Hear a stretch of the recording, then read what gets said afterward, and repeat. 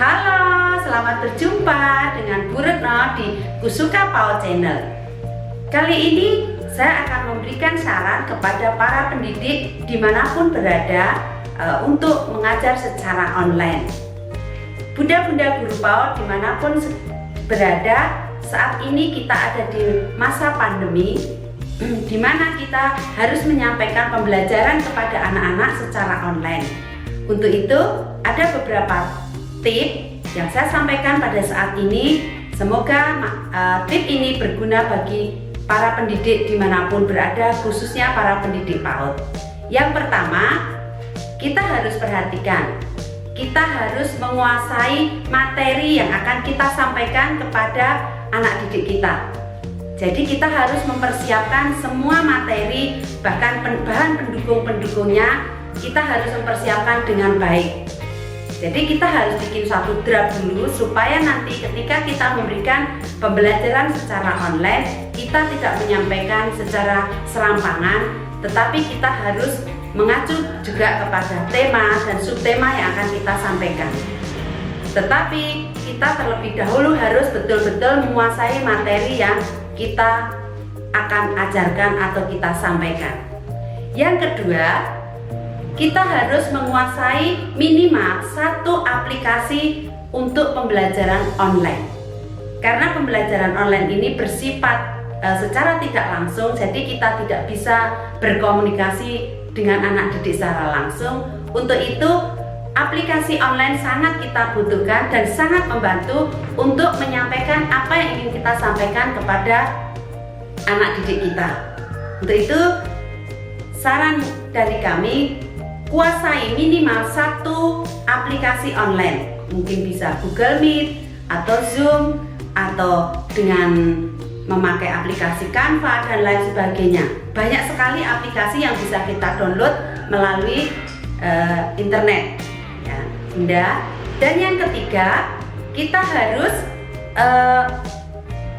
menyajikan dengan cara yang menyenangkan. Kita sebagai pendidik PAUD, pengajar PAUD, kita tahu bahwa anak PAUD itu sistem belajarnya belajar sambil bermain. Jadi jangan hanya menyampaikan secara teori, tetapi kita sampaikan dengan cara yang fun. Kita harus menyampaikannya dengan cara yang menyenangkan. Bisa dibikin game atau dibikin permainan sehingga anak-anak merasa senang dan anak-anak bisa mengikuti dengan hati yang senang. Dan yang keempat, kita harus bisa memperhatikan dari segi waktu. Kita harus bisa memanajemen waktu. Karena anak PAUD tidak bisa mengikuti suatu pelajaran, satu sesi dalam waktu yang panjang.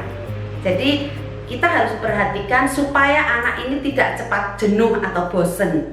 Kita batasi, mungkin 5 menit atau 10 menit untuk anak PAUD cukup. Jadi kita harus bisa mengambil waktu dan mengatur waktu dengan baik. Oke Bunda, dan yang terakhir, yang kelima tips dari saya, coba perhatikan, kita harus memberikan reward kepada anak. Mungkin Bunda bertanya, kalau secara online gimana Bunda cara kasih rewardnya?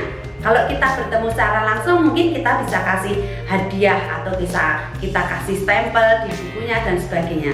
Tapi dengan online kita juga bisa kasih reward. Ketika pembelajaran secara online hampir selesai, kita bisa kasih salam, kita bisa kasih sanjungan, kita bisa kasih motivasi kepada anak. Itu merupakan suatu reward buat anak yang akan menyenangkan anak, sehingga anak akan merasa kangen atau anak merasa menanti untuk materi-materi selanjutnya. Oke Bunda, dimanapun para pendidik PAUD berada, mungkin dari kami itu trik atau tip cara mengajar online yang menyenangkan untuk anak PAUD. Jadi ada 5 tadi tip dari kami. Yang pertama, kita harus menguasai materi dengan baik, ya. Yang kedua, kita harus menguasai minimal satu aplikasi secara online.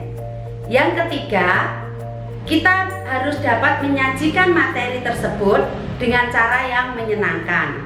Dan yang keempat, kita harus bisa memanajemen waktu atau memanage waktu dengan baik. Dan yang terakhir atau kelima, kita harus memberikan reward kepada setiap anak yang mengikuti kegiatan online. Demikian tips dari kami. Sampai jumpa di materi-materi berikutnya. Jangan lupa komen, like, dan subscribe di channel kami Gusuka PAUD. Bye bye.